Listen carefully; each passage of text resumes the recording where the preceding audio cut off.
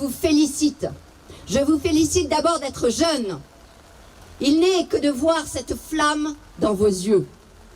Et je dis cela même aux moins jeunes. Il y a une flamme dans vos yeux qui vous met en mouvement pour venir un samedi matin sous la pluie.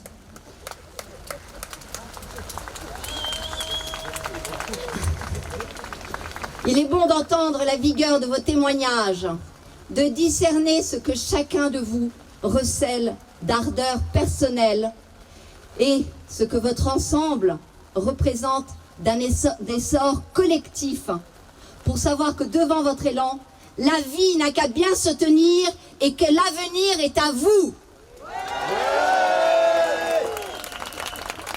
Je vous félicite ensuite d'être de jeunes Français, c'est-à-dire les enfants d'un grand peuple.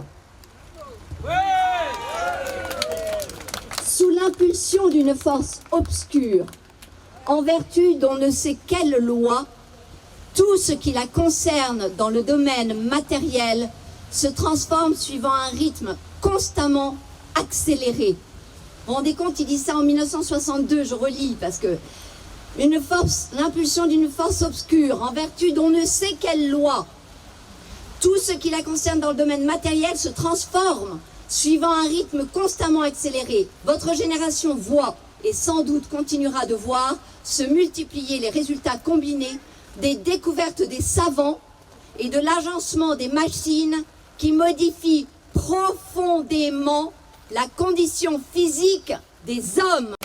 Alors nous y voilà. Certains donc auront compris sous quelle force obscure, en vertu d'on ne sait quelle loi, pouvons-nous... Et moi aussi, nous avons compris. Sous quelle force obscure, en vertu de on ne sait quelle loi, on a adopté des amendements dans des hémicycles vides, simplement, à un moment, par le fait du roi Ferrand, alors même que le vote des députés était contraire. Et vous vous souvenez probablement de ces images, où en fait il dit qui est pour, qui est contre, et en fait on voit très bien massivement ce qu'il en est, et en fait le roi Ferrand décide. Oui. Quelle honte à notre démocratie.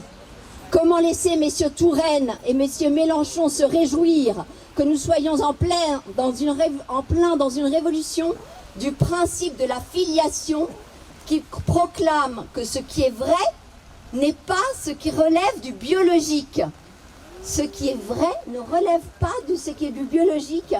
Mais non, non, non, ça relève du social et du culturel, et sans s'inquiéter le moins du monde de leur dangerosité pour l'espèce biologique que nous sommes. Laissez dire que ce n'est pas l'accouchement qui fait la filiation. Nicole Belloubet, une femme, garde des Sceaux, et de rajouter comme justification parce que nous construisons une filiation de toutes pièces sur le plan juridique. C'est extraordinaire. À l'heure du bio et du tout écolo, moi je dis quand même que c'est des gens qui sont très avant-gardistes. La fonction du père, évidemment, peut être remplie par une femme, et écoutez bien, une altérité ailleurs dans la famille, des oncles, une grand-mère. Ça, je les cite, hein. Avez-vous jamais eu envie d'appeler votre grand-mère papa? Voilà. D'accord. C'est logique, hein. Ils ont probablement tous vécu cela. Et Agnès Buzyn a-t-elle donc eu un lexique qui lui définissait ce qu'était la fonction d'un père? Et c'est bon de revenir en arrière, souvenez-vous, toutes ces joutes verbales où ils se perdaient eux-mêmes et ils n'y arrivaient plus.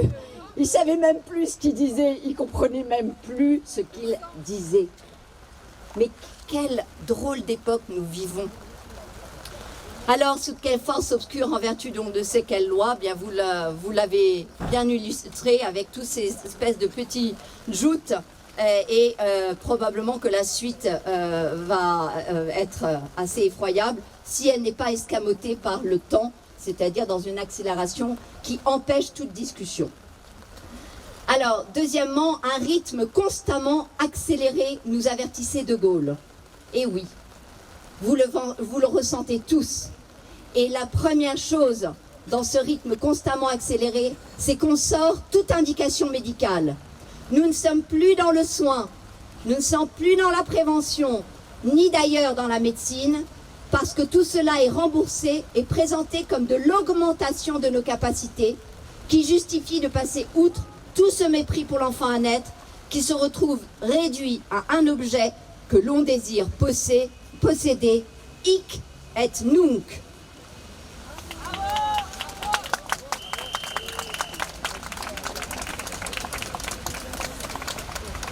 De Gaulle nous avertissait. De quelle modification profonde de la condition physique des hommes? Eh bien de celle de votre fertilité, messieurs. Elle chute, mais sans que personne ne vous en parle. De redire que cette chute n'est pas une fatalité pourvu que vous considériez la possibilité d'avoir des enfants avant 30 ans ou d'avoir des rapports tous les 3 jours pour remonter de 1% à 15 à 20%. Qui vous dit cela? Allez, faut y aller! Yeah, yeah. Ça va me chauffer dans les chaumières! Si vous saviez que vous étiez venu m'entendre pour un programme de fertilité.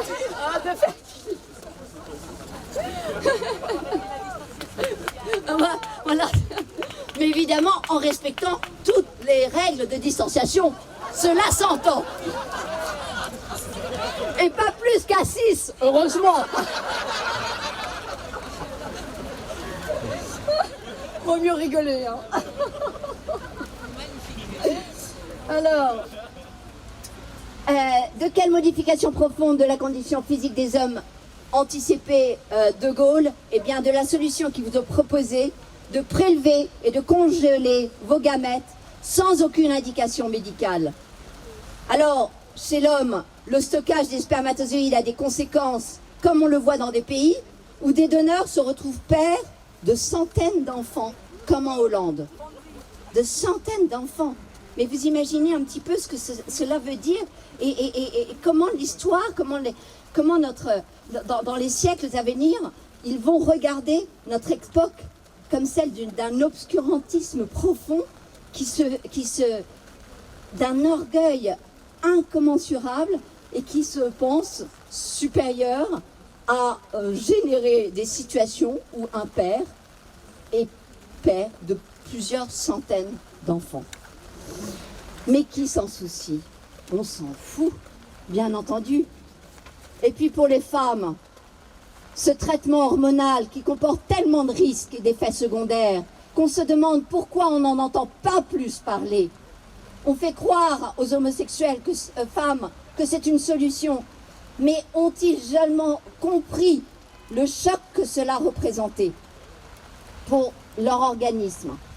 Alors une fois les gamètes récupérés, eh bien, vous avez bien compris que vous les placiez sous la responsabilité de l'État. L'État tout-puissant devient père. En tout cas, il devient État géniteur. Il s'occupera de votre descendance, puisqu'il s'occupera de vos gamètes. Est-ce que vous mesurez cela? C'est cette loi de bioéthique dont il s'agit.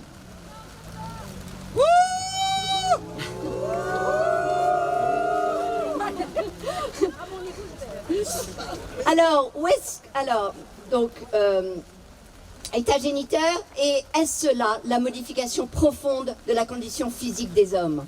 Peut-être c'est une condition physique des hommes qui devient virtuelle. Ou alors est-ce le fait que procréer veut dire désormais ne plus pouvoir faire autrement que par la procréation médicalement assistée? Comment? Ah oui, voilà, oui. D'abord, beaucoup d'enfants issus de PMA seront infertiles. Ce n'est pas moi qui le dis, ce sont des experts qui travaillent sur la fertilité et sur la reproduction de type PMA. C'est simple. Alors, c'est déjà en 2016, Robert Aitken, souvenez-vous bien de cet homme, qui annonçait le scientifique le plus prominent du domaine de la biologie reproductive. Il avertissait les Australiens. Il les prévenait du fait qu'il y aurait beaucoup d'infertilité dans des enfants issus de PMA. Ensuite, qui dit PMA dit tri. Je reviendrai dessus. Et un tri dit éco-responsable, bien entendu, j'imagine. Ah, cela s'entend. Ne va-t-il pas devenir irresponsable de faire des enfants sous la couette? Eux qui ne seront même pas triés. La troisième raison que je vois est la même qui a fait qu'en réponse à une mesure qui devait, je cite Simone Veil, rester l'exception, le nombre d'avortements ne fait qu'augmenter année après année. Et bien de la même façon, l'institutionnalisation par l'État de la PMA avec remboursement ne fera que le recours à la technique ne va avoir de cesse d'augmenter. Et que dans chez vos enfants, que vous chérissez autant, et vos petits-enfants, ils concevront comme profondément irresponsables de faire des enfants autrement que par PMA, parce qu'il n'y a même pas de tri possible quand on est sous la couette.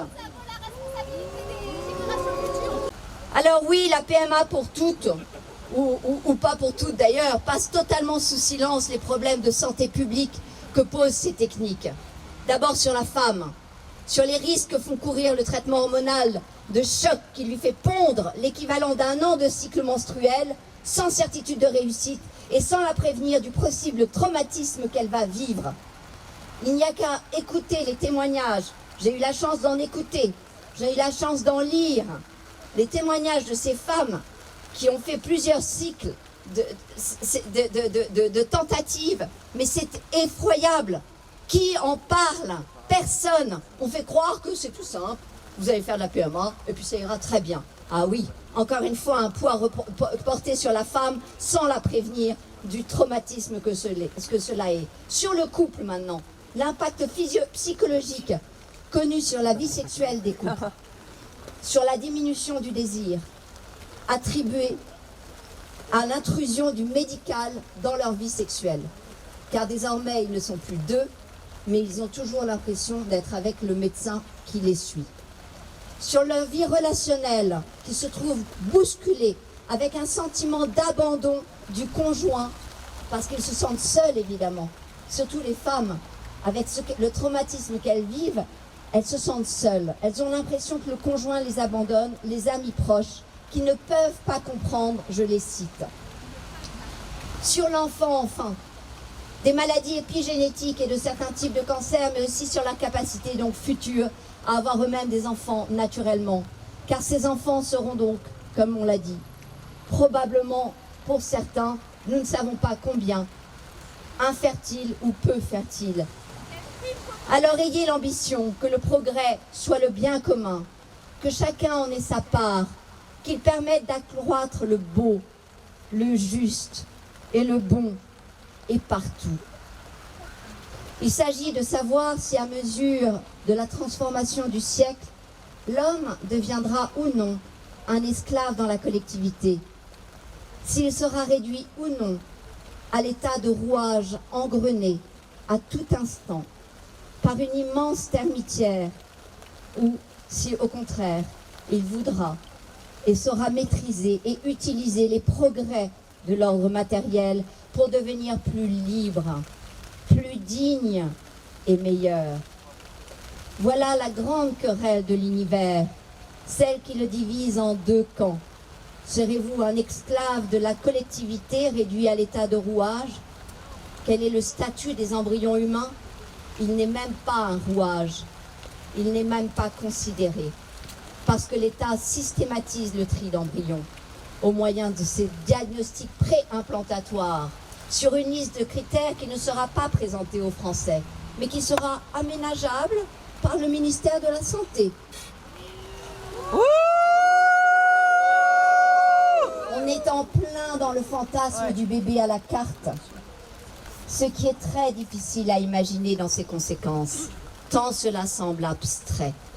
Et pourtant, ce tri concerne déjà plus de 300 000 embryons stockés à moins 196 degrés selon les chiffres de 2016. ce sont nos frères, ce sont nos sœurs. 300 000 embryons. Qu'est-ce que nous faisons? Quelle est notre responsabilité face à tous ces frères et sœurs en humanité? Alors ailleurs, il existe déjà des tris qui sont faits sur le sexe, aussi sur la petite taille, sur le strabisme, ou parfois pour que les enfants soient porteurs des mêmes handicaps que leurs parents. Trier, cela veut dire détruire la vie de ces embryons, qui sont, vous le savez, vous ou moi, ou ceux qui vivent avec un handicap, ceux dont le courage nous stimule à nous dépasser comme eux se dépassent au quotidien. Heureusement que nous avons ces handicapés qui nous invitent à nous dépasser comme eux-mêmes se dépassent. Ouais. Alors là, applaudissez-les mieux quand même. Ils nous donnent un exemple, ils nous donnent une joie de vivre. Quelle est la liberté de la mère face à ce tri? La question est posée. À mon avis, ma réponse est aucune. Et je sais de quoi je parle, ayant eu moi-même à subir la pression du corps médical, alors que je refusais de faire les examens sur l'enfant que je portais et qu'on suspectait à tort anormal. Mais tout cela n'est pas surprenant, compte tenu du fait qu'en France, nous détenons déjà le triste record du monde de la sélection prénatale. Le mot sélection et non diagnostic, car c'est bien pour proposer une interruption médicale de grossesse que la loi supprime le délai de réflexion qui était d'1 semaine. Alors quel choix, quelle liberté? Aucune. Les parents auront le choix entre supprimer leurs embryons ou les donner à la recherche. En les donnant à la recherche, leur sort est poussé plus loin, puisqu'on les laisse se développer in vitro jusqu'à 14 jours.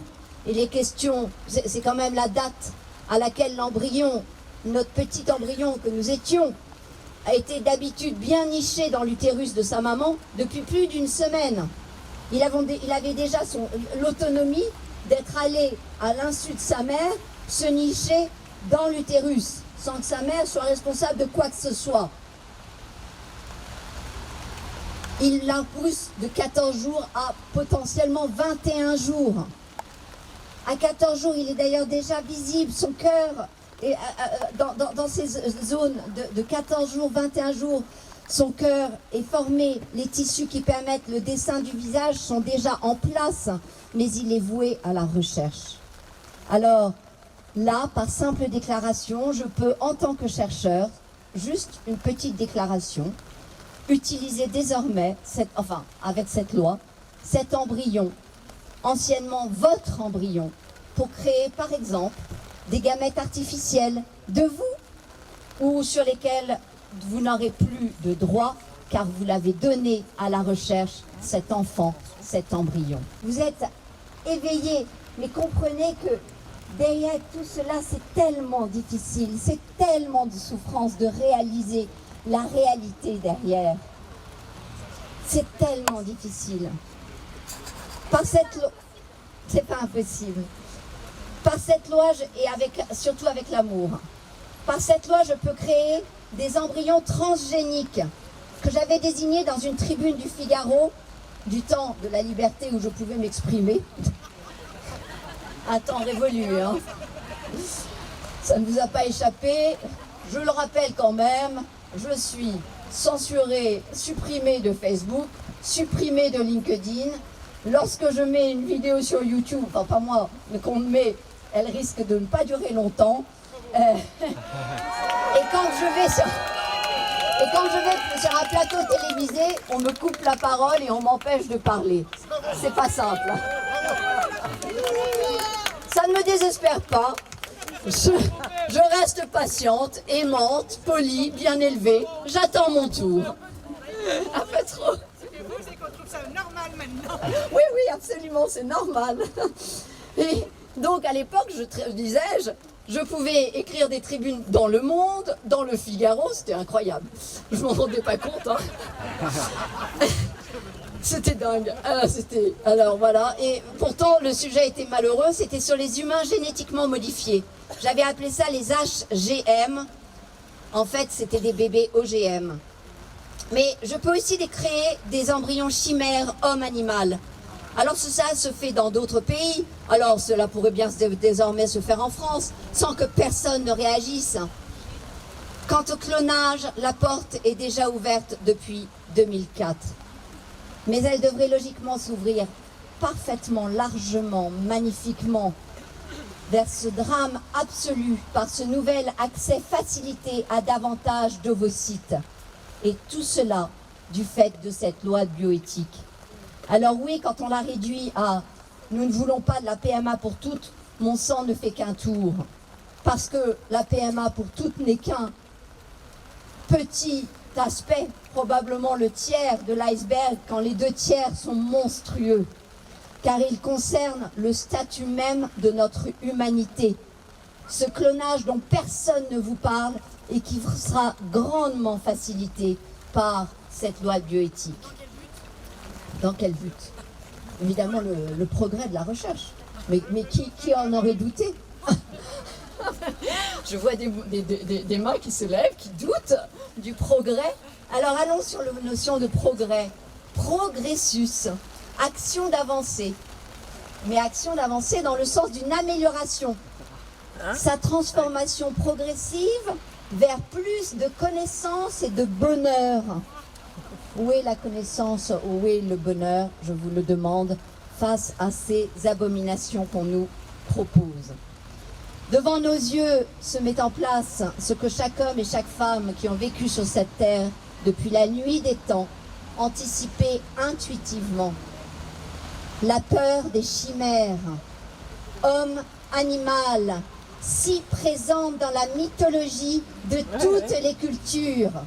Et la peur du clonage, traité comme la gémellité, qui a toujours aussi, dans toutes les cultures, été vécue comme une anticipation de quelque chose de grave, qui était tout aussi présente. C'est lourd et je vous invite, il y a une vidéo que j'ai faite qui a été... Je ne crois pas qu'elle soit encore censurée de YouTube. Bon, après ce discours, à mon avis, elle le sera. Je crois que c'est une femme qui s'appelle Joëlle Védrin, V-E-D-R-A-I-N. Et c'est une vidéo sur le clonage.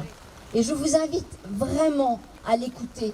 Vous verrez que je reste sur mon aspect scientifique. Je suis en dialogue avec un prêtre et tout le temps je reviens sur l'aspect scientifique.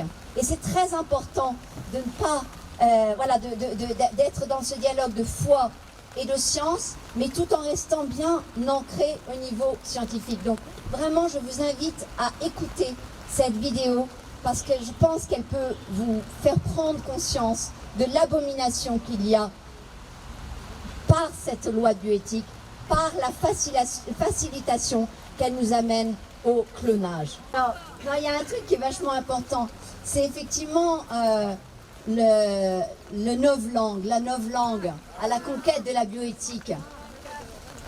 Eh bien, les mots ont un sens, c'est une évidence. Mais quand il s'agit de bioéthique, il semble que le vocabulaire s'emploie à remettre le concept de novlangue au goût du jour. Novlangue, pour ceux qui ne savent pas, dans son roman intitulé 1984, George Orwell invente le novlangue.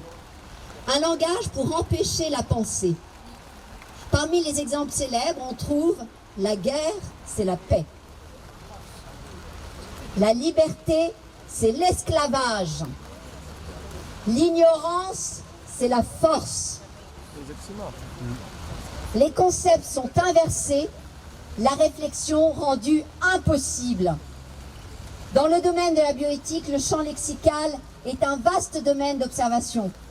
Des termes changent alors que la réalité demeure. Et dans le covidisme, il se passe exactement la même chose. Nous avons aussi un glissement sémantique de toutes les notions que nous avons connues en médecine, en sciences, depuis des années. J'en parlerai cet après-midi. Ainsi en est-il de la filiation. La gestation pour autrui, expression habituellement utilisée pour désigner la pratique par laquelle on demande à une femme de porter un enfant qui ne sera pas le sien, est venu remplacer le mot maternité de substitution. C'est important parce que cela ne veut rien dire, une gestation pour autrui. On a presque l'impression d'altruisme là-dedans, et c'est cela qu'on veut faire passer. Même réalité, maternité de substitution, point de vue différent. L'accent n'est plus mis sur le rôle de la mère que l'on délègue. Maternité de substitution, le rôle de la mère est affiché. Gestation pour autrui, la mère est effacée. Maternité, gestation. L'accent donc n'est plus mis sur le rôle de la mère qui est délégué, mais sur le processus biologique à visée altruiste. Et la femme porteuse est réduite à un utérus. Elle vient remplacer la mère porteuse qu'une affection peut encore relier à l'enfant. Et finalement, on refute un très controversé droit à l'enfant pour mettre en avant un droit à faire des enfants qui n'est plus négociable. Des mots nouveaux, des contresens, de même que chaque année le dictionnaire intègre de nouveaux mots dans ses pages. L'année de l'élection de Macron, nous avons eu le mot complotiste.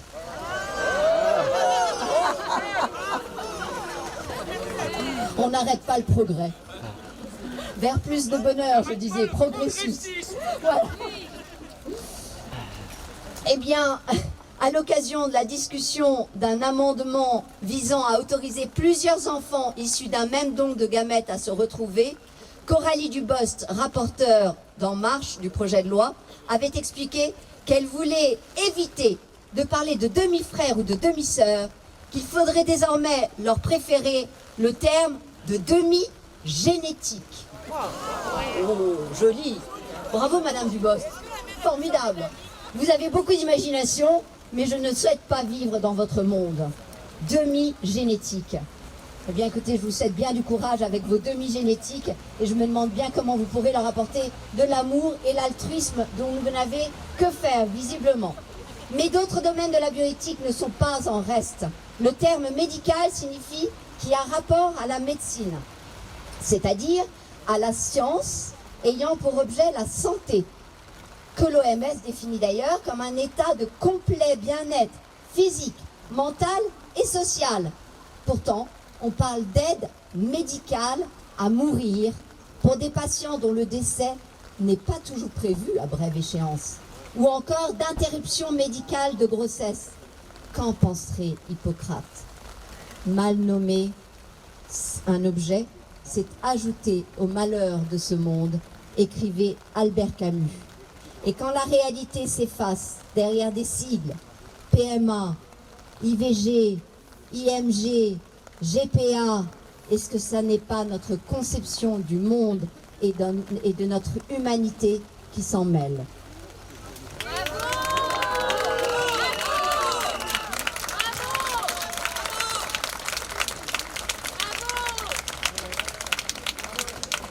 Il faut le dire, ouais, c'est ça. C'est-à-dire qu'en fait, c'est des éclairages que j'ai pas le temps de faire ailleurs. Donc, en tout cas, je peux vous dire que vous êtes souriant et beau.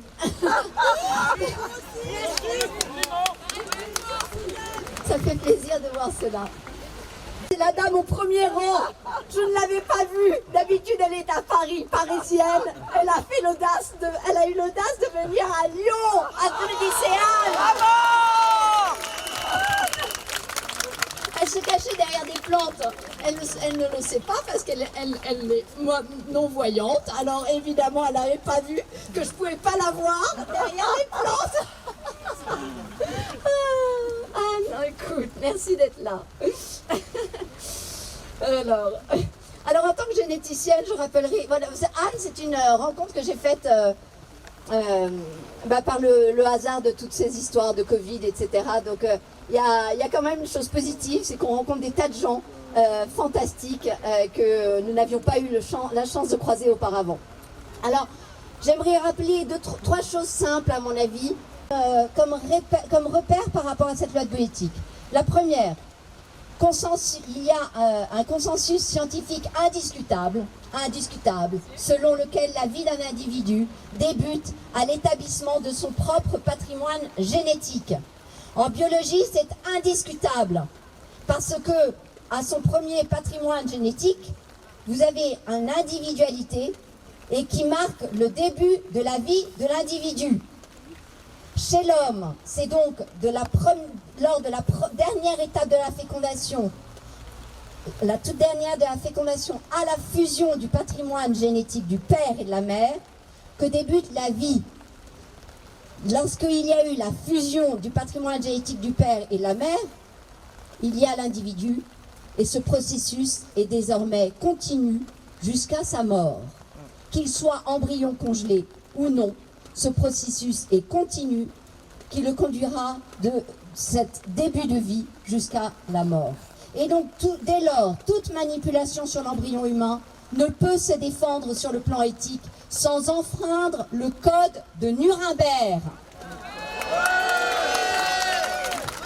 Il est des réalités historiques qu'il faut rappeler. Celle-là en est une. Qu'on ne vienne pas, il n'y a rien à m'objecter à ce que je viens de dire. Les diagnostics reposent sur une conception primitive erronée de notre génome, qui se révèle beaucoup plus complexe qu'une mutation, une maladie. Et non, des jumeaux peuvent porter la même mutation, l'un développer la maladie et pas l'autre, alors que ce sont des vrais jumeaux. Parce qu'il y a ce qu'on appelle le non-codant. Le non-codant, c'est la poubelle. Pendant longtemps, ça a été considéré comme la poubelle dans notre milieu scientifique. Et moi, j'aime bien recycler. Donc, je suis allée dans la poubelle. Et j'ai découvert des tas de choses magnifiques dans la poubelle du non-codant. Cet ADN poubelle recèle, au contraire, une connectivité absolument extraordinaire dans notre vivant. Et dès lors, tout test génétique, par extension de ces pratiques, institutionnalise de fait l'eugénisme. C'est une réalité et il faut à nouveau en prendre compte. Troisième aspect, donc premièrement, le consensus du début de la vie. Deuxièmement, ces tests génétiques qui reposent sur des assumptions obscurantistes, réductrice de ce qu'est notre génome, une mutation, une maladie, je vous en prie, un peu de décence. Troisièmement, il est bon de partager les découvertes formidables de l'épigénétique. Ce sont les modifications produites par notre environnement qui entraînent un changement de l'expression de votre génome. Et du coup, on a compris qu'il y avait une origine développementale aux maladies et à la santé. C'est-à-dire que dès in utero, l'enfant engrange un certain nombre de modifications au niveau épigénétique qui vont conditionner une partie de ses maladies ou de son capital santé à l'âge adulte. Alors ces connaissances sont bien établies depuis maintenant plus de 10 ans. Elles sont évidemment en cours parce qu'elles sont passionnantes et il y aura toute l'histoire de l'humanité pour continuer. Mais depuis plus de 10 ans, cela souligne la folie qui consiste à étendre la pratique de la PMA quand il s'agit de s'intéresser plutôt à l'enjeu de santé publique que le recours à ces techniques soulève. Voilà les 3 points qui me semblent absolument essentiels de prendre en compte comme des espèces de boussole, parce que la réalité biologique, elle existe et on ne peut pas faire fi de cette réalité. Voilà un petit peu ce que je voulais vous dire sur la loi de bioéthique. Je vais conclure. Je voudrais simplement exiger d'un point de vue juridique le strict respect et la parfaite conformité de cette loi par rapport aux conventions internationales que sont la Convention internationale des droits de l'enfant, la Convention d'Oviedo et le Code de Nuremberg. N'est-il pas attendu que la France, qui donne tant de leçons au monde depuis des siècles sur les droits, la France respecte cette Convention internationale des droits de l'enfant cette convention d'Oviedo et ce code de Nuremberg. Alors oui, si d'un point de vue juridique, nous exigeons ce triple respect, nous sommes sortis de cette monstruosité, de cette révision de loi de bioéthique. Voilà une piste. Il suffit de l'exiger. Deuxièmement, en levant le voile sur les vérités cachées aux Français, au lieu d'éduquer uniquement nos enfants sur les moyens de contraception et de la PMA, pourquoi ne pas avoir une politique de lutte contre l'infertilité qui passe par éduquer nos enfants sur leur fécondité, la maîtrise de cette fécondité et l'importance de l'horloge biologique. Et si ce n'est pas à l'école qu'on le fait, comment voulez-vous qu'à 30 ans, ils découvrent trop tard que leur fertilité a chuté de moitié par rapport à celle qu'ils avaient quand ils avaient 25 ans? Dites-leur que 40% des femmes qui ont une fécondation, qui ont eu une FIV, ont plus de 35 ans. C'est des réalités. Et dites-leur qu'en ayant des rapports tous les 3 jours, maintenant vous le savez, pendant 1 mois, eh bien ils passeront d'une infertilité quasi totale à 15 à 20% de chances de grossesse, soit les mêmes taux de réussite qu'une PMA qui aurait été réalisée dans des conditions idéales. Vous m'entendez? C'est vraiment important. Ça, c'est bio. Et c'est éthique surtout. Alors, autre point. Refuser l'adage qui prétend que la famille française a changé, alors que les chiffres de l'UNAF parlaient d'eux-mêmes, puisque 75% des 18 millions de familles recensées en France ont un mode de vie où les enfants de moins de 18 ans vivent avec leurs 2 parents. C'est une réalité. Donc on arrête de vivre dans une espèce de virtualité avec des demi-génétiques, avec des vérités qui n'existent pas, qui sont des virtualités. En ayant un État responsable qui aurait à cœur d'instituer une surveillance et une vigilance sur les enfants issus de PMA, ils ont droit à notre vigilance, notre surveillance pour mieux les aider. Et que cette surveillance n'existe même pas en France, alors qu'elle existe dans les autres pays. Et enfin, en laissant éclater qu'il n'existe pas d'enfant parfait, et non, et que par chance, nous sommes tous profondément mutés. Car oui, la bonne nouvelle, c'est qu'il n'existe ni un référent génomique d'un génome normal, ni un référent humain qui serait d'un homme dit normal.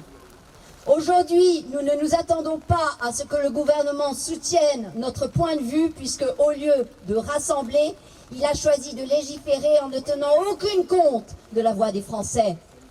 Mais j'espère que chacun, chacune, prenne sans attendre conscience de sa responsabilité devant l'histoire face à ce rendez-vous auprès de l'humanité. Merci.